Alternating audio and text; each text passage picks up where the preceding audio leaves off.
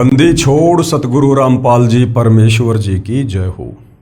परमपिता परमात्मा सारी सृष्टि के रचनहार कुल मालिक असंख्य ब्रह्मांडों के स्वामी जगत गुरु तीनों लोकों में प्रवेश करके सबका धारण पोषण करने वाले राजाधिराज आत्माधार नाथों के नाथ देवों के देव महादेव सर्वेश्वर महेश्वर मृत्युंजय अजरो अमर आदि अनादि सनातनी प्रभु जगत पिता जगदीश्वर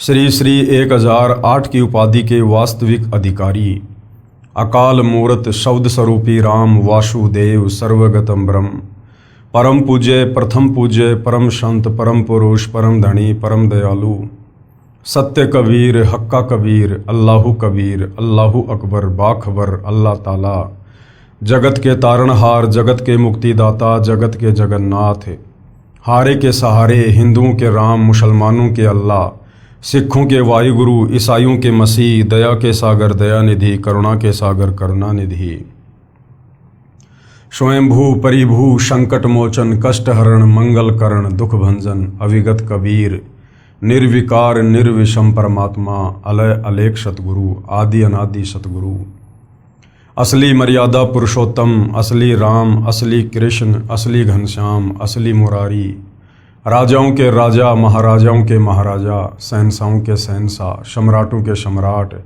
भगवानों के भगवान अल्लाहों के अल्लाह प्रभुओं के प्रभु मसीहाओं के मसीह सच्चे वाहेगुरु बाबाओं के बाबा पीरों के पीर सेठों के सेठ जगत सेठ सावड़सा सेठ सर्वगुण संपन्न अनंत कोटि कलाओं के स्वामी अनंत कोटि ब्रह्मांडों के नायक योगियों में महायोगी ध्यानियों में महाध्यानी सिद्धों में परम सिद्ध ज्ञानियों में तत्व ज्ञानी ब्रह्म ज्ञानी महाज्ञानी परम ज्ञानी सर्वश्रेष्ठ ज्ञानी विज्ञानी युवा कबीर समर्थ कबीर असमवात अमित ओजा सच्चे रहनुमा करीम अल्लाह सुबहान अल्लाह दुनिया के अंतिम पैगंबर 8 सितंबर 1951 से गांव धनाना जिला सोनीपत हरियाणा भारतवर्ष की पावन भूमि पे प्रकट रियल कल्कि भगवान श्री नारायण साकार हरि श्री बाबा साहेब नूर अनंत परमात्मा सच्चे दरवेश सच्चे बाखबर संत श्रोमणी सतगुरु रामपाल जी परमेश्वर जी के चरण कमल में आप और हम सभी भाई बहनों का अनंत कोटि दंडवत प्रणाम। सत्साई भाई और बहनों, बहुत बड़ी दया बहुत बड़ी मेहर पूज्य गुरुदेव भगवान की परमेश्वर रामपाल जी की, जिनके शुभ आशीर्वाद से विशेष आशीर्वाद से उन्हीं के सत्संगों के संग्रह के ऊपर बन चुकी पवित्र पुस्तक कबीर बड़ाया कृष्ण के ऊपर वीडियो बनाने की श्रृंखला जारी है और इसी श्रृंखला में आज हमारा ये 24वें नंबर का वीडियो है। ये पवित्र पुस्तक कबीर बड़ाया कृष्ण विशेषकर हिंदू समाज के लिए किसी वरदान से कम नहीं है। यदि आपने इस पवित्र आध्यात्मिक पुस्तक को धैर्यपूर्वक निष्पक्ष भाव से रुचि लेकर पढ़ लिया और समझ लिया तो सदियों से आपके मन में जो सवाल उठ रहे होंगे, जो जिज्ञासा अध्यात्म को जानने की आपके मन में उठ रही होगी, जिसका समाधान आज तक हमारे नादान धर्मगुरु तत्व ज्ञान के अभाव में नहीं कर पाए, आपकी उन तमाम शंकाओं का जिज्ञासाओं का समाधान होगा, आपके प्रत्येक प्रश्न का जवाब मिलेगा। क्योंकि ये पवित्र पुस्तक चारों वेद पवित्र गीता जी और पुराणों के ज्ञान से मिश्रित है। यानी तमाम हिंदू सदग्रंथों का सार निकालकर निष्कर्ष निकालकर परम पूज्य परमेश्वर सतगुरु रामपाल जी ने इस पवित्र पुस्तक कबीर बड़ाया कृष्ण के अंदर डाल दिया है। यानी आपको बनी बनाई दवा मिल चुकी है। यदि आपको परमात्मा चाहिए, मोक्ष चाहिए, तो आपने इस पवित्र पुस्तक को पढ़ना पड़ेगा। सतगुरु रामपाल जी के द्वारा लिखित पवित्र पुस्तकों को पढ़े बिना, उनके द्वारा किए गए सत्संगों को सुने बिना आप मोक्ष तो छोड़िए, बहुत दूर की बात है, आप अध्यात्म के विषय में कै ख गै से भी परिचित नहीं हो सकते। क्योंकि हमारे जितने भी नादान धर्मगुरु वर्तमान में हैं या पहले थे, तत्व ज्ञान के अभाव में वो इन सदग्रंथों का सार नहीं समझ पाए। उनको केवल एक संस्कृत भाषा का ज्ञान था, लेकिन संस्कृत भाषा का ज्ञान होने मात्र से सदग्रंथ समझ में आ जाएंगे ऐसा कहीं नहीं लिखा हुआ है। हमारे पवित्र सदग्रंथ ये परमात्मा द्वारा बोला गया ज्ञान है, और परमात्मा द्वारा बोला गया ज्ञान सूक्ष्म होता है, कोड वर्ण में होता है, संकेतु में होता है। और इस पवित्र ज्ञान को, इस तत्व ज्ञान को अच्छी प्रकार से भली भांति ठीक ठीक अपने द्वारा रची गई सृष्टि रचना का ज्ञान, सर्व ब्रह्मांडों की रचना का ज्ञान, जीव आत्माओं की उत्पत्ति का ज्ञान, वो परमपिता परमेश्वर जिन्होंने वेदों का ज्ञान बोला है, जो कबीर देव है, कबीर परमेश्वर है, कबीर अग्नि है, वो स्वयं ही इस पृथ्वी पर संत रूप में, सतगुरु रूप में, जगत गुरु रूप में, तत्वदर्शी संत के रूप में प्रकट होकर यथा बताता है। अन्यथा कोई भी प्राणी, कोई भी जीव, वो चाहे आचार्य हो या शंकराचार्य हो, चाहे ब्रह्मा विष्णु महेश हो, इस वास्तविक सत्य ज्ञान के विषय में अन्य लोगों को परिचित नहीं करवा सकता। क्योंकि हिंदू समाज विशेषकर गीता बोलने वाले को सबसे बड़ा भगवान बताता है। हिंदू समाज समझता है कि गीता जी का ज्ञान श्री कृष्ण अर्थात विष्णु जी ने दिया है, जबकि विष्णु जी के पिता काल ब्रह्म ने महाभारत युद्ध के समय श्री कृष्ण जी के शरीर में प्रवेश करके प्रेत की भांति इस ज्ञान को बोला है। यानी वो काल ब्रह्म इस विष्णु से भी बहुत ज्यादा गुणा परम शक्ति है, और वो ब्रह्म भी, वो काल ब्रह्म भी गीता अध्याय 4 श्लोक 34 में कह रहा है कि अर्जुन, मुझे सही प्रकार से ना तो परमात्मा की स्थिति का पता है, ना मुझे सृष्टि रचना का ज्ञान है। अगर तुझे सही सही ज्ञान जानना है तो किसी तत्वदर्शी संत की खोज कर ले। अर्थात गीता ज्ञान देने वाला भी कह रहा है कि मुझे भी कंप्लीट शास्त्रों का ज्ञान नहीं है, कंप्लीट आध्यात्मिक ज्ञान नहीं है, मुझे भी इस संसार की सृष्टि का ज्ञान नहीं है। ऑप्शन छोड़ दिया, किसी तत्वदर्शी संत की शरण में जा। तो भाइयों और बहनों, आज वो तत्वदर्शी संत इस पृथ्वी पर सिर्फ और सिर्फ परम पूज्य सतगुरु रामपाल जी हैं। ये स्वयं पूर्ण ब्रह्म परमेश्वर हैं, कबीर देव हैं। अभी तक आपने इस पवित्र पुस्तक को जितना भी पढ़ा है या जितने भी उनके प्रवचन सुने हैं यूट्यूब पर, भली बात ही आपको समझ में आ गया होगा कि ऐसा निर्मल ज्ञान, ऐसा पाक और पवित्र ज्ञान, सर्व धर्म ग्रंथों से प्रमाणित ज्ञान आज तक हमारे नादान धर्म गुरु भी नहीं दे पाए। तो भाइयों और बहनों, यदि परमेश्वर पृथ्वी पर आएंगे, हमें अपना ज्ञान समझाएंगे, तो वे कोई विशेष आडंबर करके नहीं आएंगे। हम इंसानों को समझाने के लिए इंसानों जैसा ही बनकर आएंगे। और इसीलिए आदि शंकराचार्य जी ने गुरु की महत्वता को बताते हुए कहा है कि गुरुर ब्रह्मा गुरुर विष्णु गुरुर देवो महेश्वर गुरुर साक्षात पूर्ण ब्रह्म तस्मै श्री गुरुवे नमः। यानी गुरु रूप में ही परमात्मा धरती पर प्रकट होते हैं। और वो गुरु पूर्ण है या नहीं है, तत्वदर्शी है या नहीं है, इसकी पहचान भी पवित्र गीता जी अध्याय 15 श्लोक नंबर 1 से 4 में लिखी हुई है कि जो उल्टे लटके हुए संसार रूपी वृक्ष के प्रत्येक भाग को सही सही बता दे कि जड़ कौन परमात्मा है, तना कौन परमात्मा है, डार कौन भगवान है, शाखाएं कौन हैं, पत्ते कौन हैं, टहनियां कौन हैं, उसे तत्वदर्शी संत समझ लेना। तो इस संसार रूपी उल्टे लटके हुए वृक्ष की व्याख्या को, जो गीता अध्याय 15 श्लोक 1 से 4 में लिखा हुआ है, सतयुग बीत गया, त्रेता बीत गया, द्वापर बीत गया, ये कलयुग शुरू हो गया, केवल सतगुरु रामपाल जी परमेश्वर जी ने यथा बताया है। तो इससे स्वयं सिद्ध हो जाता है कि गीता जी के अनुसार सर्व सृष्टि रचनहार, सर्व की उत्पत्ति करता पूर्ण ब्रह्म परमेश्वर कबीर देव स्वयं सतगुरु रामपाल जी भगवान हैं। तो ये पवित्र पुस्तक उन्हीं के द्वारा लिखी गई है, यानी उन्हीं के सत्संगों का संग्रह है। और ये पवित्र पुस्तक हमें अध्यात्म के विषय में बहुत कुछ समझा रही है। आज हमारा 24वें नंबर का वीडियो है और जो मुद्दा चल रहा है वो है जनता की अदालत में।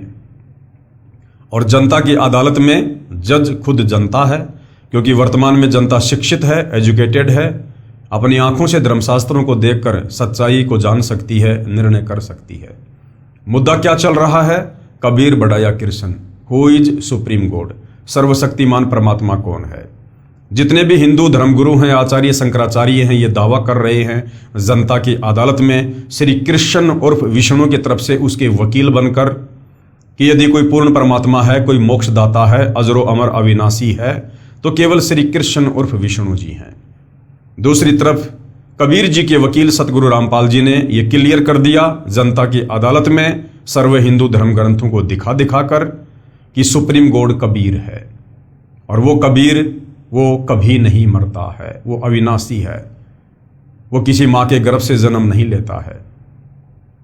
और शिक्षित जनता अपनी आंखों से कि कबीर ही पूर्ण परमात्मा है, अपने ही धर्म ग्रंथों से देख देख कर अब अध्यात्म से परिचित होती जा रही है, और अध्यात्म को और अच्छे से जानने के लिए सतगुरु रामपाल जी से तरह तरह के सवाल कर रही है, और सतगुरु रामपाल जी उनके प्रत्येक सवाल का प्रमाणित जवाब दे रहे हैं। उसी कड़ी में हम आगे बढ़ेंगे। जनता ने सवाल किया था कि श्री कृष्ण जी महाभारत युद्ध के समय अपने भाणजे अभिमन्यु को क्यों नहीं बचा पाए, जबकि हमने सुना है कि श्री कृष्ण जी ने तो मोरध्वज के बेटे ताम्रध्वज को आरे से चिरवा कर फिर वापस जीवित कर दिया था। फिर महाभारत युद्ध के समय जब चक्रव्यूह में अभिमन्यु मारा गया, जो श्री कृष्ण जी का सगा भाणजा था, सुभद्रा रो रही थी, अपने भाई श्री कृष्ण से प्रार्थना कर रही थी। अर्जुन रो रहा था, अपने साले श्री कृष्ण जी से प्रार्थना कर रहा था कि अपने भाणजे को जीवित करो, आप तो सर्वशक्तिमान हो, तीनों लोकों के स्वामी हो, त्रिलोकीनाथ हो। लेकिन श्री कृष्ण जी अपने भाणजे अभिमन्यु को जीवित नहीं कर पाए। तो जब जनता ने सतगुरु रामपाल जी से इस सवाल का जवाब जानना चाहा, तो सतगुरु रामपाल जी ने बताया कि जब इस प्राणी की श्वासें समाप्त हो जाती हैं, उसके बाद ये ब्रह्मा विष्णु महेश भी उसमें प्राण नहीं डाल सकते, और जब तक इस जीव में श्वास हैं तब तक ये कितनी बार उसको मार सकते हैं, तोड़ मरोड़ सकते हैं, पुनः जीवित कर सकते हैं। जिस प्रकार एक जादूगर अपनी जादूगरी से, वो जादूगरी भी एक आध्यात्मिक सिद्धि होती है, सबके सामने एक व्यक्ति को बीच में से काट देता है, दोनों टुकड़े अलग अलग दिखाता है, और उसके बाद उस व्यक्ति को जोड़ देता है। तो श्री कृष्ण जी ने जो किया ताम्रध्वज के साथ, वो एक जादूगरी थी। लेकिन सबसे बड़ा जादूगर, जादूगरों का जादूगर, वो कबीर परमात्मा है, जो किसी भी प्राणी की यदि श्वासें शेष ना हो, उसमें अपनी तरफ से श्वासें डाल सकता है। तो जनता संतुष्ट हुई और आगे अध्यात्म को जानने का और प्रयास कर रही है, और सतगुरु रामपाल जी जनता की अदालत में जनता को और क्या कुछ बता रहे हैं। श्री कृष्ण जी का अंत महा दुखमय रहा, यानी समस्त हिंदू धर्म गुरु जो श्री कृष्ण उर्फ विष्णु को पूर्ण परमात्मा की संज्ञा दे रहे हैं अपनी नादानी के चलते, तो श्री कृष्ण जी का अंत क्या हुआ, कितना दुखमय उनका अंत हुआ, कितनी दुर्गति से उनकी मृत्यु हुई। और सुप्रीम गॉड कबीर जी जब जब इस पृथ्वी पर आए हैं, तो वो अंत में यहां से किस प्रकार से प्रस्थान करके गए हैं, ये सारी बातें आज जनता की अदालत में सतगुरु रामपाल जी समझाएंगे, और जनता खुद निर्णय कर लेगी कि वास्तव में परमेश्वर कौन है। श्री कृष्ण जी का अंत महादुखमय रहा। अंत यानी उनका अंतिम समय, उनके जीवन के अंतिम क्षण कितने दुखमय रहे। श्री कृष्ण जी की आंखों के सामने उनका सारा यादव कुल, उनके बेटे पोते आदि आदि आपस में लड़ाई करके कट मरे। दुर्वासा ऋषि के श्राप के कारण 56 करोड़ यादव, जिनमें श्री कृष्ण जी के रिश्तेदार भी थे, उनके हजारों बेटे भी थे, उनकी बेटियां भी थी, उनकी रानियां भी थी, सबके सब यमुना के किनारे प्रभास क्षेत्र में आपस में कट कट के लड़ झगड़ के मर गए। और अंत में श्री कृष्ण जी का अंत भी दुखमय हुआ। तो कहने का मतलब है, जब श्री कृष्ण जी अपने स्वयं के कर्म नहीं काट सके, उनका खुद का अंत इतना दुखमय हुआ, तो भला उनकी भक्ति करने वालों का अंत सुखमय कैसे हो सकता है। श्री कृष्ण उनको बचा नहीं सका। श्री कृष्ण जी की हत्या यानी मर्डर एक शिकारी ने की, यानी श्री कृष्ण जी की अकाल मृत्यु हुई थी, उनकी स्वाभाविक मृत्यु नहीं हुई थी। क्या यही लक्षण है समर्थ भगवान के? पेश है संपूर्ण कथा जो इस प्रकार है। अब पूरी कथा सुना रहे हैं जनता की अदालत में, जनता की आंखें खोलने के लिए। दुर्वासा ऋषि ने श्री कृष्ण समेत 56 करोड़ यादवों को श्राप देकर मार डाला। एक समय दुर्वासा ऋषि द्वारिका नगरी के पास वन में आकर ठहरा। धूणा यानी अग्नि लगाकर तपस्या करने लगा। दुर्वासा ऋषि श्री कृष्ण जी के आध्यात्मिक गुरु जी थे। श्री कृष्ण के 2 गुरु थे। जो संदीपनी थे वो श्री कृष्ण जी को केवल ये अक्षर ज्ञान वाली शिक्षा दिया करते थे, यानी उनको पढ़ाया करते थे। संदीपनी श्री कृष्ण जी के आध्यात्मिक गुरु नहीं थे। और दूसरा जो दुर्वासा ऋषि थे वो श्री कृष्ण जी के आध्यात्मिक गुरु थे। ऋषि संदीपनी श्री कृष्ण जी के अक्षर ज्ञान करवाने वाले गुरु यानी शिक्षक थे। दुर्वासा जी की ख्याति यानी उनकी प्रसिद्धि चारों ओर द्वारिका नगरी में फैल गई कि ऐसे पहुंचे हुए ऋषि हैं, भूत भविष्य तथा वर्तमान की सब जानते हैं। द्वारिका के निवासी श्री कृष्ण से अधिक शक्तिशाली किसी भी ऋषि व देव को नहीं मानते थे, क्योंकि द्वारिका के लोग, विशेषकर यादव समाज के लोग, अभिमानी हो गए थे कि श्री कृष्ण जी ये त्रिलोकी नाथ हैं, हमारे यादव कुल में हैं, भला हमें किसका डर, किसका भय। तो वो लोग अभिमानी हो गए थे। उनको अभिमान था कि हमारे साथ श्री कृष्ण है, कोई भी देव ऋषि व साधु हमारा कुछ नहीं बिगाड़ सकता। श्री कृष्ण को सर्वशक्तिमान मान रखा था। द्वारिका के नौजवानों को शरारत सूझी। क्या शरारत सूझी? द्वारिका के नौजवानों को आपस में विचार किया कि साधु लोग ढोंगी होते हैं, इनकी पोल खोलनी चाहिए। चलो दुर्वासा ऋषि की परीक्षा लेते हैं। श्री कृष्ण के पुत्र प्रद्युम्न ने गर्भवती स्त्री का श्वांग धारण किया, पेट के ऊपर छोटा कड़ाहा बांधा, उसके ऊपर रुई लोगड़ रखकर वस्त्र बांधकर स्त्री के कपड़े पहना दिए, उसका एक पति बना लिया। 7-8 नौजवान यादव उनके साथ दुर्वासा के डेरे में गए और प्रणाम करके निवेदन किया कि ऋषि जी, आपका बहुत नाम सुना है कि आप भूत भविष्य तथा वर्तमान की जानते हैं। ये पति पत्नी हैं, इनके विवाह के 12 वर्ष बाद परमात्मा ने संतान की आस पूरी की है। ये जानना चाहते हैं कि गर्भ में लड़का होगा या लड़की। यह जानने के लिए उतावले हो रहे हैं, कृपया बताने का कष्ट करें। अब देखो, श्री कृष्ण जी का लड़का प्रद्युम्न शादीशुदा था, उसको भी संतान थी, और उसके बावजूद भी संतों के साथ में मजाक करने पहुंच गया। तो आप भली बात ही समझ सकते हैं भाइयों और बहनों कि यादव कुल के लोग उस समय किस प्रकार से अभिमानी हो गए थे। दुर्वासा ऋषि ने ध्यान लगाकर देखा तो सब समझ में आ गया। क्रोध में भरकर बोला, बताऊं क्या होगा? सबने एक स्वर में कहा कि हाँ ऋषि जी बताओ। दुर्वासा बोला कि इस गर्भ से यादव कुल का नाश होगा। इस गर्भ से क्या होगा? इस गर्भ से यादव कुल का नाश होगा। श्राप दे दिया दुर्वासा ऋषि ने। चले जाओ यहां से। सब भाग लिए। गांव में बुद्धिमान बुजुर्गों को पता चला कि बच्चों ने ऋषि दुर्वासा के साथ मजाक कर दिया। ऋषि ने यादव कुल का नाश होने का श्राप दे दिया। जुल्म हो गया, सब मरेंगे। अब क्या उपाय किया जाए? सब मिलकर अपने गुरु तथा राजा श्री कृष्ण जी के पास गए तथा सब हाल कह सुनाया। श्री कृष्ण जी से कहा कि इस कहर से आप ही बचा सकते हो। श्री कृष्ण जी ने कहा कि उन सब बच्चों को साथ लेकर ऋषि दुर्वासा के पास जाओ, इनसे क्षमा मंगवाओ, तुम भी बच्चों की ओर से क्षमा मांगो। सब मिलकर ऋषि दुर्वासा के पास गए तथा बच्चों से गलती की क्षमा याचना करवाई, स्वयं भी क्षमा याचना की। ऋषि दुर्वासा बोले कि वचन वापस नहीं हो सकता। इसलिए परमात्मा कहते हैं तीर कमान से और बात जुबान से एक बार अगर निकल गई तो फिर वापस नहीं आती है। इसलिए भगत ने सोच समझ के बोलना चाहिए। सब वापस श्री कृष्ण जी के पास आए तथा कहा कि दुर्वासा के श्राप से बचने का उपाय बताएं।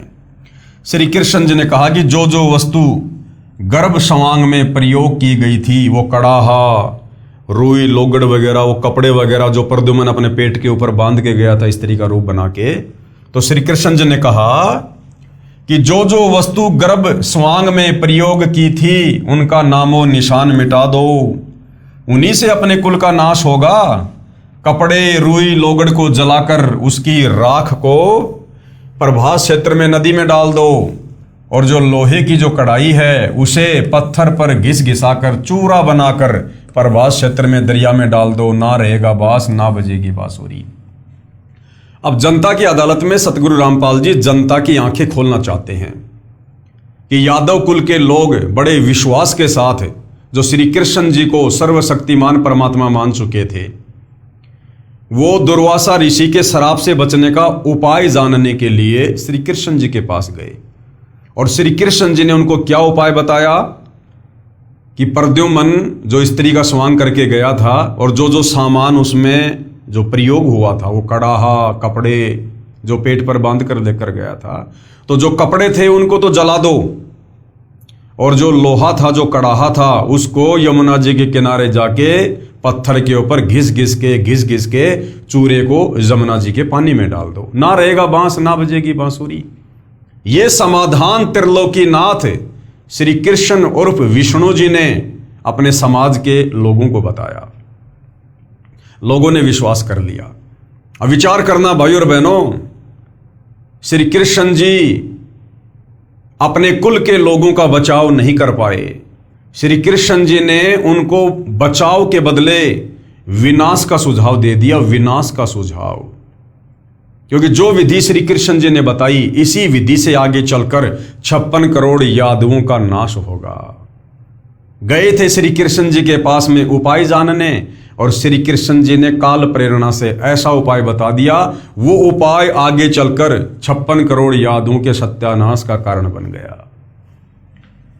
द्वारिका वासियों ने अपने गुरु श्री कृष्ण जी के आदेश का पालन किया। लोहे की कढ़ाई का एक कड़ा एक व्यक्ति को घिसाने के लिए दिया था, उसने कुछ घिसाया, पूरा नहीं घिसा, वैसे ही जमुना दरिया में फेंक दिया। घिसने से उस कड़े में चमक आ गई थी। एक मछली ने उसे खाने की वस्तु समझकर खा लिया। उस मछली को एक बालिया नाम के भील ने पकड़कर काटा तो कड़ा निकला। उसका लोहा पक्का था। बालिया ने उसे अपने तीर का आगे वाला हिस्सा विषाक्त बनवा लिया। विषाक्त यानी जहरीला बनवा लिया। कड़ाहे का जो लोहे का चूर्ण दरिया में डाला था, उसका तेज तीखे पत्तों वाला घास उग गया। पत्ते तलवार की तरह पहने थे। कपड़ों तथा रुई लोगड़ पुरानी रुई की राख का भी घास उग गया। कुछ वर्षों के बाद दुर्वासा के श्राप के कारण द्वारिका में अनहोनी घटनाएं होने लगी। आपसी झगड़े होने लगे, एक दूसरे को छोटी छोटी बात पर मारने लगे। सारी द्वारिका में उपद्रव होने लगे। द्वारिका नगरी के बड़े सयाने लोग मिलकर श्री कृष्ण जी के पास गए। फिर से द्वारिका के लोग श्री कृष्ण जी के पास गए, जबकि श्री कृष्ण जी तो पहले समाधान बता चुके थे, लेकिन श्री कृष्ण जी का समाधान बिल्कुल काम नहीं आया। दुर्वासा ऋषि का श्राप ज्यादा प्रबल और त्रिलोकीनाथ श्री कृष्ण जी का समाधान कमजोर पड़ गया। तो द्वारिका के लोग एक बार फिर से समाधान जानने के लिए श्री कृष्ण जी के पास गए तथा दुख बताया कि नगरी में किसी को किसी का बोल ही अच्छा नहीं लग रहा। बिना बात के मरने मारने को तैयार हो जाते हैं। छोटे बड़े की शर्म नहीं रही। क्या कारण है तथा यह कैसे शांत होगा? श्री कृष्ण जी ने बताया कि ऋषि दुर्वासा के श्राप के कारण यह हो रहा है। अरे भाई, आपने तो पहले समाधान बता दिया था। आप तो त्रिलोकीनाथ हैं, आपके द्वारा बताया गया समाधान फेल कैसे हो गया? दुर्वासा ऋषि का श्राप तो नष्ट हो जाना चाहिए था, लेकिन नहीं हुआ। फिर से क्या कह रहे हैं श्री कृष्ण जी, इसका समाधान सुनो। दूसरा समाधान बता रहे हैं, नगरी के सभी नर यानी छोटे नवजात लड़के सहित यादव प्रभास क्षेत्र में उसी स्थान पर यमुना नदी में स्नान करो जिस स्थान पर कड़ाही का चूर्ण डाला था। और दूसरा क्या उपाय बताया श्री कृष्ण जी ने कि मैंने तुम्हें जो वो कड़ाही को घिस घिस के उसका चूरा जिस जगह पर यमुना नदी में डालने को कहा था ना, सुबह सुबह सारे यादव, अगर आज भी किसी का जन्म हुआ है, उस बच्चे को भी जो लड़का हो, लड़की नहीं, केवल पुरुष नर यादव, सारे के सारे वहां जाकर स्नान करो, दुर्वासा ऋषि का श्राप कट जाएगा। अब देखना दुर्वासा ऋषि का श्राप कटता है या यादव आपस में कट कट के मरते हैं। यादव प्रभास क्षेत्र में उसी स्थान पर यमुना नदी में स्नान करो जिस स्थान पर कड़ाई का चूर्ण डाला था। श्राप से बचने के लिए द्वारिका नगरी के सब बालक, नौजवान तथा वृद्ध स्नान करने गए। श्री कृष्ण जी पर विश्वास करके स्नान करके बाहर निकलकर एक दूसरे से गाली गलौज करने लगे और उस कड़ाही के चूरे से उत्पन्न घास को उखाड़कर एक दूसरे को मारने लगे। तलवार की तरह घास से सिर कटकर दूर गिरने लगे। कुछ व्यक्ति बचे थे, अन्य सब के सब लड़कर मर गए। उन बचे हुओं को ज्योति निरंजन काल ने स्वयं श्री कृष्ण जी में प्रवेश करके उस घास से मार डाला। ज्यादातर तो वही समाप्त हो गए जो समाधान श्री कृष्ण जी ने बताया था। समाधान के बजाय उनका विनाश हो गया, आपस में लड़ झगड़ के कट कट के मर गए। श्री कृष्ण जी का कोई समाधान काम नहीं आया। थोड़े बहुत यादव बचे थे, उनको खुद श्री कृष्ण जी के रूप में उस काल ने, यानी श्री कृष्ण जी में प्रवेश करके, जैसे महाभारत युद्ध के समय गीता का ज्ञान देने के लिए काल खुद श्री कृष्ण में प्रवेश कर गया था, इसी प्रकार से श्री कृष्ण में प्रवेश करके और उस काल ने, ज्योति निरंजन ने, ब्रह्म ने बचे कुछे यादवों का खुद संहार किया। अकेला श्री कृष्ण बचा था। अब कौन बचा? अकेले श्री कृष्ण जी बचे हुए थे। एक वृक्ष के नीचे जाकर लेट गया। अब दुर्वासा ऋषि ने श्राप क्या दिया था? यादव कुल का सत्यानाश होगा, सर्वनाश होगा। तो श्री कृष्ण जी भी यादव कुल में थे, अर्थात श्री कृष्ण जी का भी नाश होना था, सर्वनाश होना था। श्री कृष्ण जी अपना भी बचाव दुर्वासा के श्राप से नहीं कर पाए। अकेले श्री कृष्ण जी बचे थे। एक पेड़ के नीचे जाकर लेट गया, एक पैर को दूसरे पैर के घुटने पर रखकर लेट गया। दाएं पैर के पंजे में पद्म जन्म से लगा था। श्री कृष्ण जी के दाएं पैर के तलवे में बचपन से ही क्या था? एक पद्म था जो कि वो चमकता था, जो चमक रहा था। जिस बालिया नाम के भील शिकारी ने मछली से निकले कड़ाही के कड़े का विष लगाकर तीर बनवाया था, वह शिकारी उसी तीर को लेकर उस स्थान पर शिकार की तलाश में आया जिस वृक्ष के नीचे श्री कृष्ण जी लेटे हुए थे। वृक्ष की छोटी छोटी टहनियां चारों ओर नीचे पृथ्वी को छू रही थी, लटक रही थी। उन झुरमुटों में से श्री कृष्ण जी के पैर का जो पद्म था वो ऐसा लग रहा था जैसे किसी हिरण की आंख चमक रही हो। शिकारी बालिया ने आओ देखा ना ताव, उस चमक पर तीर दे मारा। बालिया ने देखा ये कोई हिरण की आंख है जो चमक रही है, और सारा दिन हो गया था, शिकार उसको मिला नहीं। उसने देखा बड़ी मुश्किल से शिकार मिला है। उसने आओ देखा ना ताव, और वो जो जहर लगा हुआ तीर उसने बनवाया था उसी कड़ाई का, जिस कड़ाई को जमुना नदी में घिस घिस कर डालने के लिए श्री कृष्ण जी ने सलाह दी थी। यानी श्री कृष्ण जी ने यादव कुल के सर्वनाश की सलाह दी और अपने खुद के सर्वनाश की, अपनी खुद की मृत्यु की सलाह दी। शिकारी बालिया ने आओ देखा ना ताव, उस चमक पर तीर दे मारा। तीर निशाने पर लगा। पैर के तलवे में विषाक्त तीर लगने से श्री कृष्ण जी की चीख निकली। एकदम से चिल्लाए श्री कृष्ण जी। बालिया समझ गया कि किसी व्यक्ति को तीर लगा है। निकट जाकर देखा तो कोई राजा है। पूछने पर पता चला कि श्री कृष्ण है। अपनी गलती की क्षमा याचना करने लगा। कहा कि भगवान, धोखे से तीर लग गया। मैंने आपके पैर के पद्म की चमक मृग की आंख जैसी लगी, क्षमा करो। अब श्री कृष्ण जी ने क्या कहा बालिया को? श्री कृष्ण जी ने कहा, बालिया तेरा कोई दोष नहीं है, होनी प्रबल होती है। मैंने तेरा बदला चुकाया है। त्रेता युग में तू किष्किंधा का राजा सुग्रीव का भाई बाली था। मैं अयोध्या में रामचंद्र नाम से राजा दशरथ के घर जन्मा था। उस समय मैंने तेरे को पेड़ की ओट लेकर धोखा करके लड़ाई में मारा था। अब तू मेरा एक काम कर। क्या कहा श्री कृष्ण ने? कि भाई बालिया तेरा कोई दोष नहीं है, मैंने तेरा बदला पूरा कर दिया। तो बालिया ने कहा कि महाराज जी, आपकी और मेरी क्या बराबरी, आपका और मेरा क्या अदला बदला, मैं तो आपको जानता तक नहीं। मैं शिकारी, आप राजा, हमारी तो पहले कभी भेंट भी नहीं हुई। तो श्री कृष्ण जी ने कहा कि त्रेता युग में तू सुग्रीव का भाई बाली था और मैं उस समय राजा दशरथ का बेटा रामचंद्र था, और मेरी पत्नी को रावण उठाकर ले गया। मेरे पास और कोई चारा नहीं था उसे वापस लाने का। और किष्किंधा का राजा बाली था। बाली ने सुग्रीव को राज्य विहीन करके अपना कब्जा किया हुआ था और सुग्रीव को राज्य से बाहर निकाल रखा था। अब सुग्रीव को अपना राज्य चाहिए था और मुझे अपनी पत्नी चाहिए थी, तो हम दोनों में एक समझौता हो गया।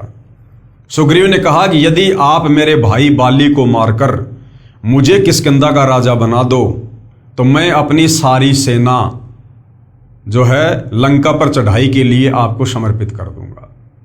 तो श्री रामचंद्र जी ने अपने स्वार्थ के वशीभूत होकर और बाली को मारने की सोची। तो सुग्रीव ने कहा कि वो ऐसे नहीं मरने वाला है महाराज, ऐसे मरने वाला होता तो मैं ही मार देता। उसको एक श्राप मिला हुआ है ब्रह्मा जी की तरफ से। क्या श्राप है? यदि कोई बाली के आमने सामने होकर लड़ाई लड़ेगा तो सामने वाले की आदि शक्ति बाली के अंदर आ जाएगी, और बाली की खुद की शक्ति है ही, इसलिए आमने सामने की लड़ाई में आप बाली को कभी नहीं हरा पाओगे। अंत में श्री रामचंद्र जी ने धोखे का सहारा लिया और एक पेड़ की ओट लेकर और तीर से धोखे से बाली का वध किया। जब बाली को तीर लगा, बाली जमीन पर गिरा, तो बाली ने कहा कि आप कौन हो? मैं तो आपको जानता भी नहीं। हम दोनों भाइयों की आपस की लड़ाई थी, आप बीच में क्यों आए? मुझे धोखे से क्यों मारा? इसका बदला मुझे कब दोगे? तो श्री रामचंद्र जी ने कहा कि मैं इसका बदला आपको द्वापर युग में दूंगा।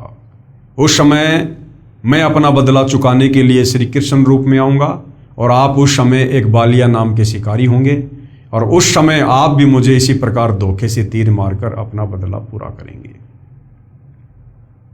तो बालिया सारी बात समझ गया। अब समझना भाई और बहनों, आप और हमने है, हम हिंदुओं ने है। हम श्री कृष्ण उर्फ विष्णु को पूर्ण परमात्मा मानकर पूज रहे थे। बहुत सारे नादान तो आज भी पूज रहे हैं। अब खुद विचार करो। पहली बात तो श्री विष्णु जी को, जिसको आप पूर्ण परमात्मा कहते हो, उसको नारद ने श्राप दिया, और नारद का श्राप भोगने के लिए त्रेता युग में रामचंद्र रूप में धरती पर आए। अगर विष्णु जी इतने सर्वशक्तिमान होते, पूर्ण परमात्मा होते, तो पूर्ण परमात्मा के ऊपर किसी का श्राप काम नहीं करता है। लेकिन नारद जो श्री विष्णु जी का भतीजा था, अपने भतीजे के श्राप को नहीं काट पाया श्री विष्णु, और वो श्राप भोगने के लिए धरती पर आना पड़ा त्रेता युग में रामचंद्र रूप में। चलो आ गए, श्राप को भोगने के लिए जंगल में चले गए, वनवास हो गया, और वहां पर सीता जी को रावण उठा ले गया। अब सुग्रीव की मदद लेने के लिए श्री राम ने धोखे से बाली को मार दिया। बाली ने कहा कि इसका बदला कब दोगे? बोला द्वापर युग में दूंगा। तो त्रेता युग में श्री रामचंद्र जी ने धोखे से जो बाली को मारा, उनका एक वो कर्म बन गया, और अपना वो कर्म भोगने के लिए श्री विष्णु उर्फ रामचंद्र ने खुद द्वापर युग में आना पड़ा बदला देने के लिए। तो विचार करो भाई और बहनों, जब श्री रामचंद्र जी अर्थात विष्णु जी अपने खुद के कर्म नहीं काट सके, उस कर्म का जो त्रेता युग में बाली मारा था, उसका बदला देने के लिए द्वापर में जन्म लेके आना पड़ा श्री कृष्ण रूप में। तो भला इनकी भक्ति करने से, श्री रामचंद्र जी की भक्ति करने से, श्री कृष्ण जी की भक्ति करने से, विष्णु जी की भक्ति करने से फिर हमारे कर्म कैसे कटेंगे, जब इन भगवानों के खुद के कर्म नहीं कटे? तो यही जनता की अदालत में सतगुरु रामपाल जी नादान जनता को समझाना चाह रहे हैं कि तुम कौन राम का जपते जापम, ताते कटे ना तीनों तापम। ये तुम्हारे भगवान भी, ब्रह्मा विष्णु महेश भी, राम और श्री कृष्ण भी अपने कर्म नहीं काट सके, तो इनकी भक्ति करने से तुम्हारे कर्म कैसे कटेंगे? कर्म काटने वाला एक ही परमात्मा है, कबीर देव। कैसे भी कर्म हो, यदि हम जब वह कबीर परमात्मा धरती पर तत्वदर्शी संत रूप में आता है, यदि उस समय हम उनकी शरण में आ जाएं, उनके बताए अनुसार सत भक्ति करें, मर्यादा में रहें, तो चाहे कैसे भी कर्म हमने पूर्व जन्मों में क्यों ना किए हों, कितने ही संचित कर्म क्यों ना हो, पहाड़ जैसा ढेर क्यों ना लग रहा हो, वो परमेश्वर अपने सच्चे नाम से, अपने आशीर्वाद से उन सबको जलाकर राख कर देता है। तो जनता की अदालत में सतगुरु रामपाल जी जनता की आंखें खोलने के लिए ये कथा सुना रहे हैं कि आज से पहले तुमने केवल कथा सुनी है, इन नादान धर्म गुरुओं ने इन कथाओं का तुम्हें निष्कर्ष नहीं बताया। तो बालिया ने अपना बदला पूरा किया। उसके बाद श्री कृष्ण जी ने कहा कि अब तू मेरा एक काम कर, द्वारिका में जाकर बता दे कि सब यादव दुर्वासा के श्रापवश आपस में लड़कर मर गए हैं। कुछ समय उपरांत द्वारिका की स्त्रियों की भीड़ लग गई, हाहाकार मच गया। पांडव श्री कृष्ण के रिश्तेदार थे, वे भी आ गए।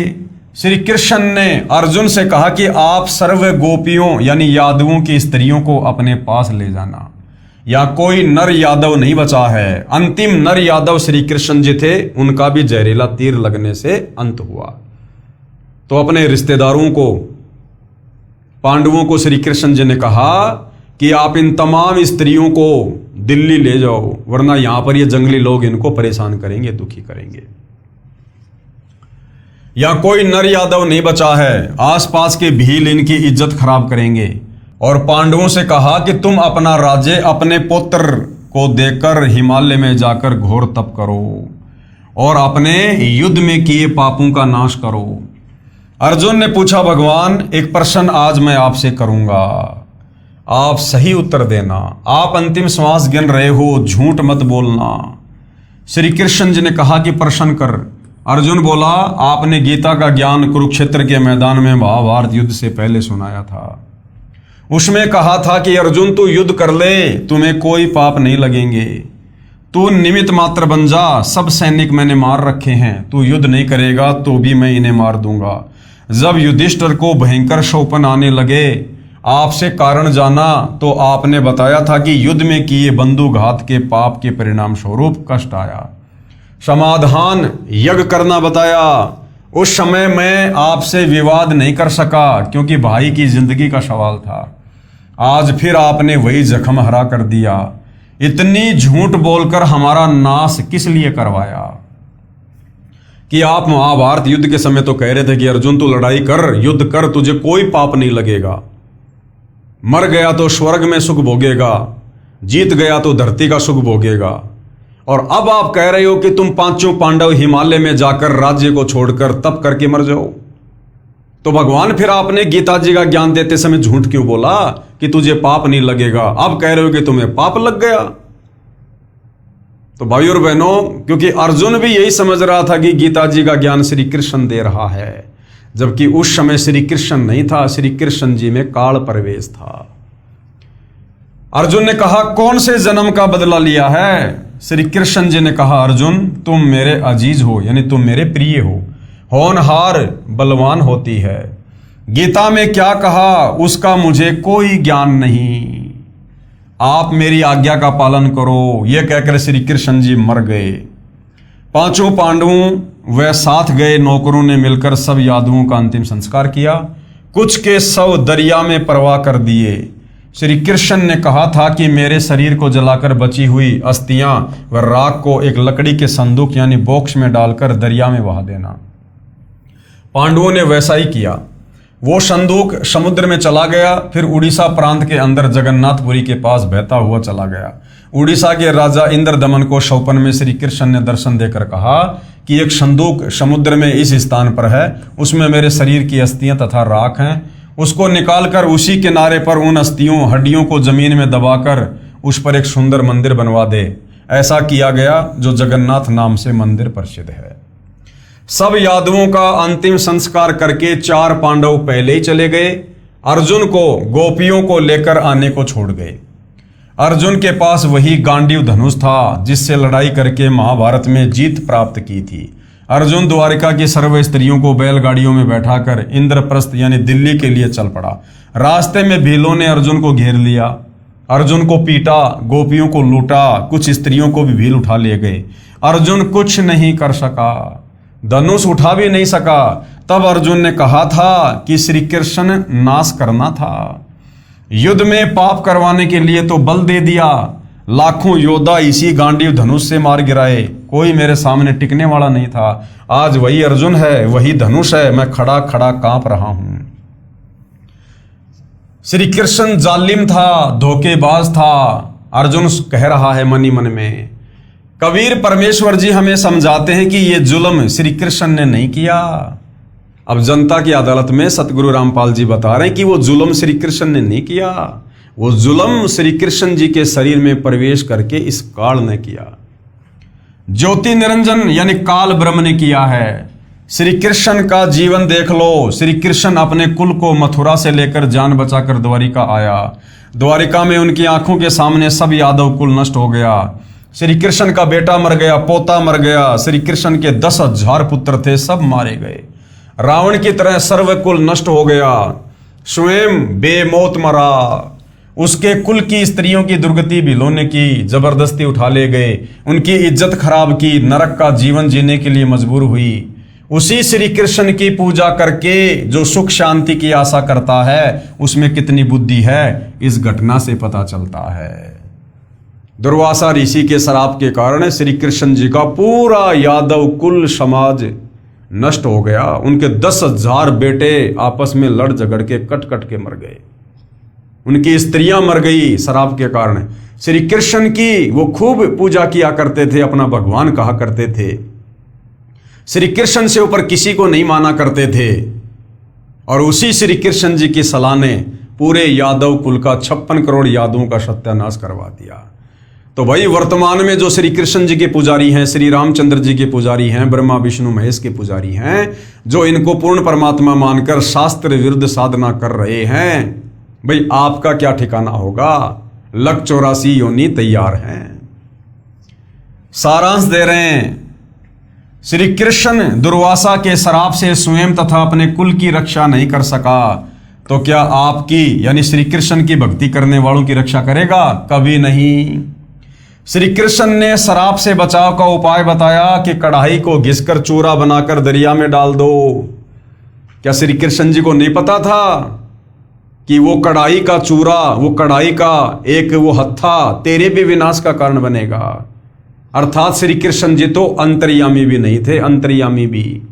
अगर अंतर्यामी होते, भूत भविष्य की जानने वाले होते, तो कभी भी ये सलाह नहीं देते। अंतर्यामी होते तो देख लेते कि ये जो कढ़ाई है इसको घिसेंगे, पूरी नहीं घिसी जाएगी, उसका जो पकड़ने का हत्था है उसको दरिया में डाल दिया जाएगा, फिर उसको एक मछली निकल जाएगी, मछली को एक शिकारी पकड़ लेगा, फिर वो मछली को चीरेगा, उसमें से वो लोहा निकलेगा, उसका जहर बुझा हुआ तीर बनवाएगा और फिर वो ही तीर मेरे पैर में मारेगा। तो श्री कृष्ण जी तो अंतर्यामी भी नहीं थे। श्री कृष्ण ने श्राप से बचाव का उपाय बताया कि कढ़ाई को घिसकर चूरा बनाकर दरिया में डाल दो, और वैसा ही किया गया। फिर भी श्राप ने प्रभाव दिखाया। फिर श्राप से बचने का अन्य उपाय बताया कि यमुना दरिया में जाकर स्नान करो, श्राप असर नहीं करेगा। स्नान करने गए थे, श्राप नाश करवाने वाले यादवों का ही नाश हो गया। श्राप का कष्ट 3 ताप के कारण आता है। संत गरीबदास जी ने कहा है, गरीब तुम कौन राम का जपते जापम, ताते कटे ना तीनों तापम। राम यानी भगवान परमात्मा, कि तुम किस भगवान का नाम जाप करते हो, तुम किसकी भक्ति साधना करते हो, जिसकी भक्ति साधना करते करते तुम्हारे 3 तापों के कष्ट भी नष्ट नहीं हो रहे। तो ये जो सर्व यादवों का जो नाश हुआ दुर्वासा के श्राप के कारण, ये 3 ताप में से एक ताप में आता है। और श्री कृष्ण जी उस एक ताप से भी अपने कुल को नहीं बचा पाए। तो वर्तमान वाले श्री कृष्ण जी के पुजारी तो उनके लगते क्या हैं जब वो अपने पुत्रों तक को नहीं बचा पाए। अर्थात तुम किस भगवान का जाप करते हो, भक्ति करते हो, जिससे तुम्हारे 3 ताप भी समाप्त नहीं होते। गरीब सतगुरु जो चावे सो करही, 14 कोटि दूत यम डरही, ओत भूत जम त्रास निवारे, चित्रगुप्त के कागज फाड़े। और कबीर परमात्मा क्या कर सकते हैं? कबीर परमेश्वर वो कर सकते हैं जो सृष्टि में कोई नहीं कर सकता। सर्व के दुख निवारण कर सकते हैं। कितना भी भयंकर किसी भी जन्म में किसी को किसी देव का या ऋषि का श्राप लगा हुआ हो, उसको भी कबीर परमेश्वर जब सतगुरु रूप में धरती पर आते हैं और यदि कोई उनकी शरण में आ जाता है तो उस ताप को भी वो बेअसर कर देते हैं, नष्ट कर देते हैं। सतगुरु जो चावे सो करही, 14 कोटि दूत यम डरही। ऊत भूत जम त्रास निवारे, चित्रगुप्त के कागज फाड़े। गरीब जम जोरा जासे डरे और मिटे कर्म के लेख, सतगुरु पुरुष कबीर है कुल के सतगुरु एक। गरीब सब पदवी के मूल हैं, शकल सिद्धि हैं तीर। दास गरीब सत्य पुरुष भजो, अविगत कला कबीर। अर्थात सतगुरु कबीर जी पूर्ण परमात्मा हैं। वे 3 ताप तो क्या सर्व पापों का नाश कर देते हैं। जो चाहे सो कर सकते हैं। पाप कर्मों के लेख मिटा देते हैं। उनसे 14 करोड़ जो यम के दूत हैं वे भी भय मानते हैं यानी डरते हैं। जम यानी यमराज और जोरा यानी मृत्यु जिससे डरते हैं वे सतगुरु कबीर जी हैं। कुल के यानी सबके, पूरी सृष्टि के एकमात्र सतगुरु यानी यथार्थ आध्यात्मिक ज्ञान देने वाले हैं। सत्य पुरुष यानी अविनाशी परमात्मा समर्थ हैं। सब पदवियों के योग्य वही हैं। जैसे परमात्मा पदवी, बंदी छोड़ की पदवी, कवि की पदवी, सृजनहार की पदवी, पालनहार की पदवी आदि आदि सब पदवी के मूल हैं। सब सिद्धियां उन्हीं के पास हैं। उस सत्य पुरुष यानी कबीर परमात्मा के अवतार कबीर जी हैं। उस सत्य पुरुष के अवतार कबीर जी हैं, यानी वो सत्य पुरुष स्वयं ही अवतार रूप में धरती पर प्रकट होते हैं। उस सत्य पुरुष की भक्ति करो। गरीब हम सुल्तानी नानक तारे, दादू को उपदेश दिया और जाति जुलाहा भेद न पाया, काशी माए कबीर हुआ। अर्थात संत गरीबदास जी ने स्पष्ट किया है कि कबीर कौन है। बताया है कि हम सब यानी मैं, कौन कह रहे हैं गरीबदास जी, कि मैं, नानक जी और दादू जी इब्राहिम आदम सुल्तान भगत जी को तारा यानी पार किया। जो काशी वाले जुलाही जाति वाले कबीर हैं, यानी 650 साल पहले सत्य पुरुष कबीर परमात्मा बनारस के काशी में 120 वर्ष तक लीला में जीवन जी के गए और एक गरीब परिवार में, एक झोपड़ी में, एक जुलाहे के घर में परमेश्वर ने लीला की, जिस कारण से उनको कबीर जुलाहा भी कहा जाता है। उनका भेद किसी को नहीं मिला, यानी उनको पहचान नहीं सके कि ये समर्थ सृजनहार हैं। संत गरीबदास जी ने निष्कर्ष निकाला है कि गरीब दुर्वासा कोपे तहां, यानी दुर्वासा जब क्रोधित हुआ, श्राप दे दिया उसने क्रोध में अंधा होके। समझ न आई नीच, यानी दुर्वासा को, श्री कृष्ण जी के गुरु को गरीबदास जी ने नीच व्यक्ति की संज्ञा दी है। यानी ऐसा तो आम व्यक्ति भी नहीं करता। क्या हुआ यदि बच्चों ने कोई गलती कर दी, मजाक कर दिया, तो इतना भयंकर श्राप दिया जाता है क्या? दुर्वासा को हम संत की श्रेणी में भी नहीं ले सकते। अरे संतों में तो धैर्य होता है, शीलता होती है, आधीनता होती है, विनम्रता होती है। संत तो क्षमा करने वाले होते हैं। और दुर्वासा ने गुस्से में आकर छोटी सी बात को लेकर श्राप दे दिया काल प्रेरणा से। तो गरीबदास जी ने दुर्वासा को नीच व्यक्ति की संज्ञा दी है, ना कि संत या भगत की। गरीब दुर्वासा कोपे तहां, समझ न आई नीच, और 56 करोड़ यादव कटे, मची रुधिर की कीच। अर्थात संत गरीबदास जी ने बताया है कि दुर्वासा दुष्ट को इतना भी समझ नहीं आई कि क्या जुल्म करने जा रहा है। जरा सी बात का इतना बड़ा दंड कि 56 करोड़ यादव कटकर मर गए, खून का कीचड़ बन गया, धरती लाल हो गई। पेश है सशरीर सतलोक जाने व गृह युद्ध को समाप्त करने की सत्य कथा। अब जनता की अदालत में सतगुरु रामपाल जी जनता को बता रहे हैं, समझा रहे हैं कि तुम जिस कृष्ण उर्फ विष्णु को पूर्ण परमात्मा मानकर भक्ति कर रहे थे अज्ञानता में, उनका अंत में क्या हुआ? कितनी दुर्गति से मृत्यु हुई, जहरीला तीर लगने से अकाल मृत्यु हुई, उनकी आंखों के सामने उनका कुल नष्ट हो गया। और जो पूर्ण परमात्मा है कबीर देव, कबीर परमात्मा, वो जब 650 साल पहले धरती पर आए थे कबीर नाम से, वो अंत में किस प्रकार से गए? उनकी अकाल मृत्यु हुई या सशरीर सतलोक गए? और कितना बड़ा अनर्थ जो उस समय भविष्यवाणी हो रखी थी कि हिंदू मुसलमानों का गृह युद्ध होगा, कबीर परमेश्वर ने अपने वचन से, अपनी शक्ति से उस गृह युद्ध को समाप्त कर दिया। लेकिन श्री कृष्ण जी दुर्वासा ऋषि के श्राप से 56 करोड़ यादवों का बचाव नहीं कर पाए। पेश है सह शरीर सतलोक जाने व गृह युद्ध को समाप्त करने की सत्य कथा। प्रभु कबीर जी का मगर से सह शरीर सतलोक गमन तथा सूखी नदी में नीर बहाना। धर्म गुरुओं द्वारा भ्रम फैला रखा था कि जो काशी यानी बनारस शहर में प्राण त्यागता है वह स्वर्ग जाता है, तथा जो मगहर नगर में प्राण त्यागता है वो गधा बनता है, नरक में जाता है। इस भ्रम को तोड़ने के लिए कि जो मगहर में मरता है वह गधा बनता है और काशी में मरने वाला स्वर्ग जाता है, बंदी छोड़ कहते थे कि सही विधि से भक्ति करने वाला प्राणी चाहे वह कहीं पर भी प्राण त्याग दे वो अपने सही स्थान पर जाएगा। उन अज्ञानियों का भ्रम निवारण करने के लिए कबीर साहिब ने कहा कि मैं मगहर में मरूंगा और सभी ज्योतिषी वाले देख लेना कि मैं कहां जाऊंगा, नरक में जाऊंगा या स्वर्ग से भी ऊपर सतलोक में जाऊंगा। कबीर साहिब ने काशी से मगहर के लिए प्रस्थान किया। वीर सिंह बघेला और बिजली खान पठान ये दोनों ही सतगुरु के शिष्य थे। वीर सिंह ने अपनी सेना साथ ले ली कि कबीर साहिब वहां पर अपना शरीर छोड़ेंगे, उस शरीर को लेकर हम काशी में हिंदू रीति से अंतिम संस्कार करेंगे। यदि मुसलमान नहीं मानेंगे तो लड़ाई करके सबको लाएंगे, क्योंकि मगहर का जो नरेश था, नवाब था, वो बिजली खान पठान था, मुसलमान था, वो भी कबीर जी का शिष्य था। और काशी नरेश वीर सिंह बघेला भी कबीर जी का शिष्य था। तो कबीर जी ने निर्णय किया पाखंड को समाप्त करने के लिए कि मैं मगहर में शरीर छोड़ूंगा। तो वीर सिंह बघेल अपनी सेना समेत चल पड़ा कि यदि मगहर का नवाब बिजली खान पठान हमें हमारे पीर, हमारे गुरु का शरीर नहीं लाने देगा तो हम लड़ाई झगड़ा करके लाएंगे। सेना भी साथ ले ली। अब इतनी बुद्धि है हमारी, गुरुदेव भगवान क्या कह रहे हैं कि हम नादानों की केवल इतनी बुद्धि है, हम भगवान को इतना ही समझ पाते हैं। उस समय कोई भी कबीर जी को समझ नहीं पाया था कि पूर्ण परमात्मा है, सह शरीर आते हैं और सह शरीर जाते हैं। कबीर परमेश्वर जी हर रोज शिक्षा दिया करते कि हिंदू मुसलमान दो नहीं है। अंत में फिर वही बुद्धि, उधर से बिजली खान पठान को पता चला कि कबीर साहिब यहां पर आ रहे हैं। बिजली खान पठान ने सतगुरु तथा सर्व आने वाले भक्तों तथा दर्शकों की खाने तथा पीने की सारी व्यवस्था की और कहा कि सेना तुम भी तैयार कर लो, हम अपने पीर कबीर साहिब का यहाँ पर मुसलमान विधि से अंतिम संस्कार करेंगे।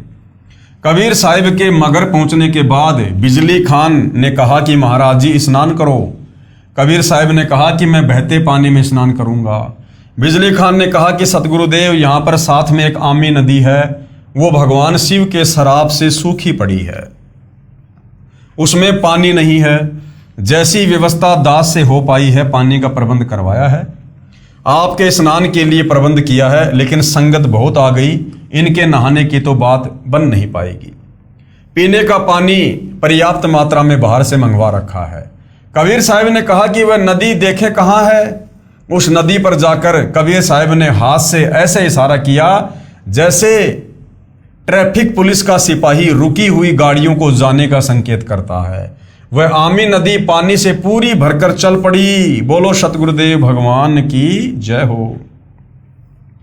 ये आमी नदी वहां पर अभी भी विद्वान है। सबने परमेश्वर कबीर जी की जय जयकार की। कबीर साहिब ने कहा कि एक चादर नीचे बिछाओ, एक मैं ऊपर ओढ़ूंगा, क्योंकि वे जानी जान तो थे। कहने लगे कि ये सेना कैसे ला रखी है तुमने।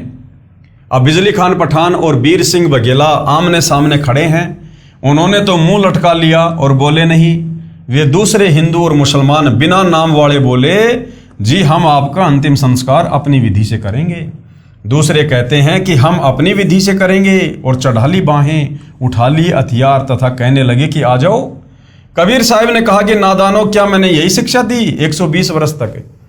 इस मिट्टी का तुम क्या करोगे? चाहे फूक दो या गाड़ दो, इससे क्या मिलेगा?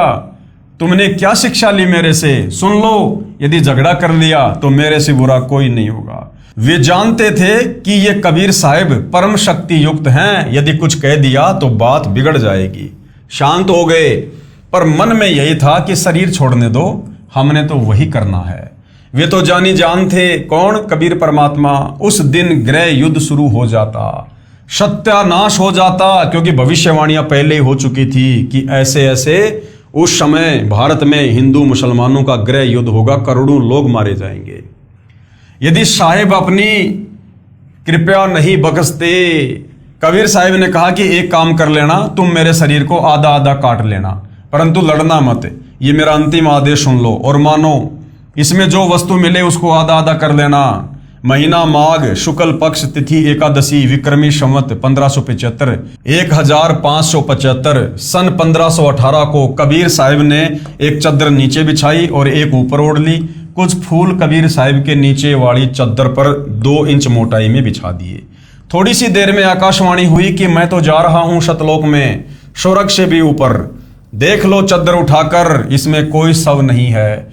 जो वस्तु है वो आधी आधी ले लेना, परंतु लड़ना नहीं। जब चद्दर उठाई तो सुगंधित फूलों का ढेर शव के समान ऊंचा मिला। बोलो सतगुरुदेव भगवान की जय हो। वीर सिंह देव बघेल और बिजली खान पठान एक दूसरे के सीने से लगकर ऐसे रोने लगे जैसे कि बच्चों की मां मर जाती है। फिर तो वहां पर रुदन मच गया। हिंदू और मुसलमानों का प्यार सदा के लिए अटूट बन गया।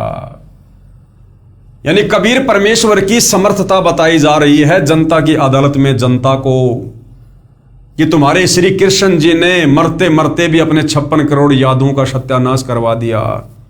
उस विनाश को रोक नहीं सके, दुर्वासा के शराप को नष्ट नहीं कर सके, और खुद की भी दुर्गति से मृत्यु हुई जहरीले तीर से। और कबीर परमात्मा सह शरीर सतलोक गए, उनका शव फूलों में तब्दील हो गया। और भविष्यवाणी के अनुसार उस समय उस दिन हिंदू मुसलमानों का गृह युद्ध होना था, करोड़ों लोग मरने थे। लेकिन कबीर परमेश्वर ने ऐसी लीला की कि आज तक भी मगहर में कभी हिंदू और मुसलमानों का आपस में धर्म को लेकर झगड़ा नहीं हुआ। ऐसा अटूट प्रेम परमात्मा जाते जाते पैदा कर गए। एक दूसरे को सीने से लगाकर हिंदू और मुसलमान रो रहे थे। कहने लगे कि हम समझे नहीं, ये तो वास्तव में अल्लाह आए हुए थे। और ऊपर आकाश में प्रकाश का गोला जा रहा था। बोलो सतगुरुदेव की जय, सत साहिब। तो वहां मगर में दोनों धर्मों हिंदू तथा मुसलमानों ने एक एक चद्दर तथा आधे आधे सुगंधित फूल लेकर 100 फुट के अंतर पर एक एक यादगार भिन्न भिन्न बनाई, जो आज भी विद्यमान है।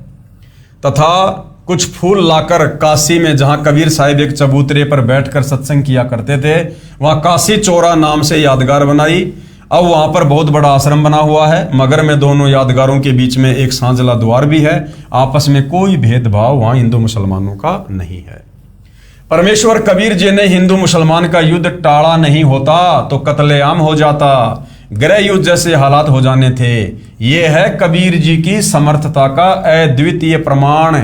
श्री कृष्ण की हत्या हुई, श्री कृष्ण जी की हत्या हुई, जिसे तुम त्रिलोकीनाथ कहते हो, सुप्रीम गॉड कहते हो। तुम्हारे श्री कृष्ण जी की हत्या हुई। बालिया नाम के शिकारी ने जहरीला तीर मारा और कबीर जी सह शरीर सतलोक गए। कबीर परमेश्वर सह शरीर सौधाम यानी सतलोक गए। इसलिए कबीर बड़ा है या कृष्ण, इसलिए कबीर बड़ा है कृष्ण से। ये देखिएगा, जहां कबीर परमेश्वर जी सह शरीर सतलोक गए थे, उसके बाद जो फूल बचे थे हिंदू मुसलमानों ने आधे आधे बांट लिए। और 100 फुट की दूरी पर एक तरफ ये मंदिर बना हुआ है और दूसरी तरफ ये मस्जिद बनी हुई है। और आज भी वहां पर हिंदू मुसलमानों का इसी प्रकार से आपस में प्यार है और प्रेम है। तो जाते जाते जो विनाश होना था, कबीर परमात्मा उस सर्वनाश को टालकर आपस में प्यार और प्रेम में तब्दील करके चले गए। हिंदू और मुसलमान ऐसे रहते हैं कि जैसे माँ जाए भाई रहा करते हैं। उनसे हमने बात की थी तो उन्होंने कहा कि हमारी आज तक धर्म के नाम पर कोई लड़ाई नहीं हुई। वैसे कहा सुनी तो घर के घर में भी हो जाती है, फिर भी हमारी आपस में धर्म के नाम पर लड़ाई नहीं होती है। बिजली खान पठान ने दोनों यादगारों के नाम 500 बीघा जमीन दी, जिसमें हिंदू तथा मुसलमान अपने प्रबंधक कमेटी बनाकर व्यवस्थित किए। ये दास यानी गुरुदेव अपने लिए कह रहे हैं कि मैं भी अपने सैकड़ों सेवकों सहित 3 बार इस ऐतिहासिक धार्मिक स्थल को देखकर आ चुका हूं। वहां जाकर ऐसा लगता है जैसे हमने सच्चाई का खजाना प्राप्त हो गया हो। बोलो सतगुरुदेव की जय। अब आगे भाइयों और बहनों, जनता की अदालत में अध्यात्म में बढ़ चढ़कर रुचि लेते हुए जनता जो शिक्षित है अपनी आंखों से सर्व धर्मशास्त्रों को देखकर और जो कथाएं हम दिन रात सुना करते थे, अब उन कथाओं का मर्म समझकर कबीर जी के वकील सतगुरु रामपाल जी से सवाल कर रही है। और सतगुरु रामपाल जी प्रत्येक सवाल का प्रमाणित जवाब निष्कर्ष निकाल कर दे रहे हैं। आगे जनता की अदालत में जनता ने क्या सवाल किया, जो साधना हम पहले कर रहे हैं क्या वह त्यागनी पड़ेगी। अब जनता को यह तो समझ में आ गया कि भाई संत रामपाल जी जो बातें बता रहे हैं बिल्कुल सोआने की हैं, ये तो इनमें तो कोई मीनमेख नहीं है। यही कथाएं हम पढ़ा करते थे, लेकिन हमारे गुरु हमारे को निष्कर्ष निकाल कर नहीं दे पाए, जिस कारण से हम अध्यात्म में कोई उपलब्धि प्राप्त नहीं कर पाए। तो अब जनता क्या कह रही है कि जी कबीर जी वाली भक्ति करने के लिए क्या हमने हमारी पहले वाली भक्ति साधना छोड़नी पड़ेगी, त्यागनी पड़ेगी? क्या इन देवी देवताओं की पूजा छोड़नी पड़ेगी? यह सवाल अब जनता कबीर जी के वकील सतगुरु रामपाल जी से कर रही है, क्योंकि अब जनता सर्व प्रमाणों को देखकर, इन भगवानों की वास्तविक स्थिति को देखकर अब शास्त्र अनुकूल सत भक्ति करना चाहती है और अपनी आत्मा का कल्याण चाहती है। तो भाइयों और बहनों, इस सवाल का सतगुरु रामपाल जी क्या जवाब देंगे और किन किन शास्त्रों से क्या क्या प्रमाण दिखाएंगे, इस विषय में हम अगले एपिसोड में चर्चा करेंगे। तब तक हम परमपिता परमेश्वर सतगुरु रामपाल जी भगवान से आज्ञा लेते हैं, अनुमति लेते हैं। कल उनकी सेवा में फिर हाजिर होंगे। तब तक परमेश्वर हम सबको आशीर्वाद दे, सद्बुद्धि दे। बंदी छोड़ सतगुरु रामपाल जी परमेश्वर जी की जय हो।